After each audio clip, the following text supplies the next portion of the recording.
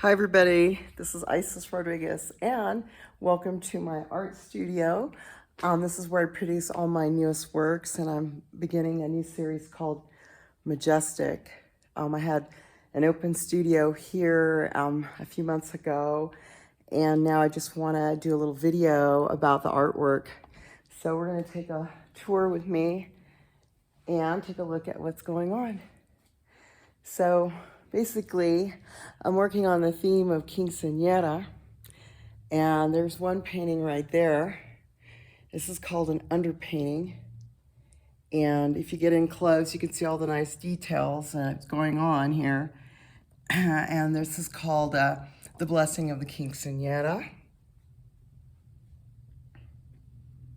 Okay.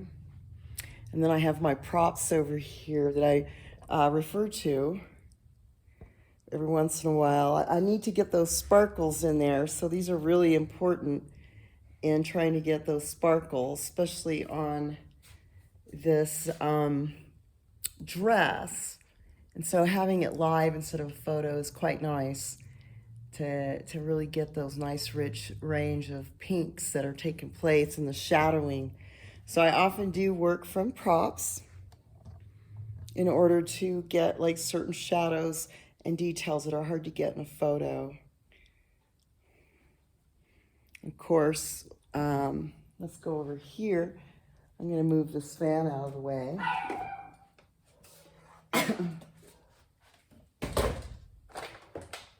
And there you can see this one's called Bling Ceremony. And let's get up close and personal. You can see some of the nice rich details. So a lot of times my artwork kind of starts out like a comic book. And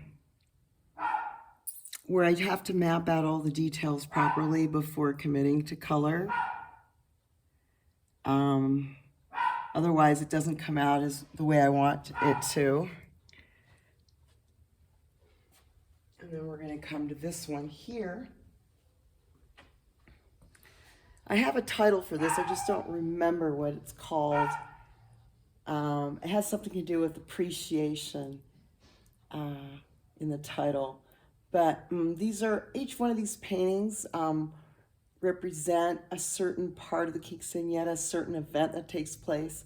And oftentimes there will be flowers. The quinceañera will give flowers and pay homage to Our Lady of Guadalupe. And here I just wanted to have the little angel come alive and accepting of the flowers. I put clues in all my paintings so that you can read them. If you're somebody that's really into figurative art and like reading a painting, you'll find certain clues that talk about a little bit of history here in the Americas, and also some of the traditions of the quinceañera. And I like to throw in a few little commentaries in some of my paintings. For example, over here, you'll see Yalitza, the famous Mexican actress, for I think the movie Roma. And she's embracing a turkey.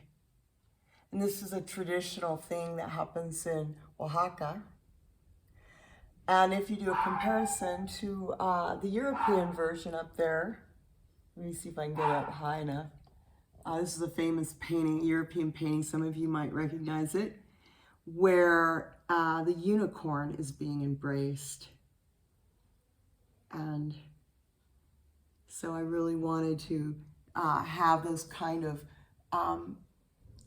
paintings on the wall to represent beauty and aesthetics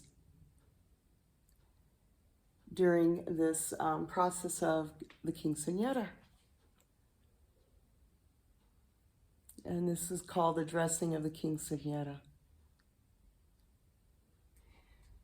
Let's see here. Oh yeah, I'll show you a little sketch. I have so many paintings to do, it's ridiculous. I'm gonna drive myself crazy. But this one's called La Isla de las Quinceañeras. And I really wanted to do a, I want to do a painting where that uses as inspired by Xochimilco here in Mexico, and there's a place called Isla de Muñecas, but this one's Isla de las Quinceañeras, to begin the celebration in one of these boats. They're called, the people that operate the boats and the boats themselves, they refer to them as, I think they're called trajineras. And then here are some upcoming paintings. These are sketches. They're not quite solidified yet, but I need to do one about the Chamberlains. Okay, that is the escorts for the Quinceañera, and all the damas, her friends that are going to have their dance at the very end. There's the changing of the shoes below there, and then the big ball at the end from the perspective of the Quinceañera and all the young people that came to her event and her family and friends.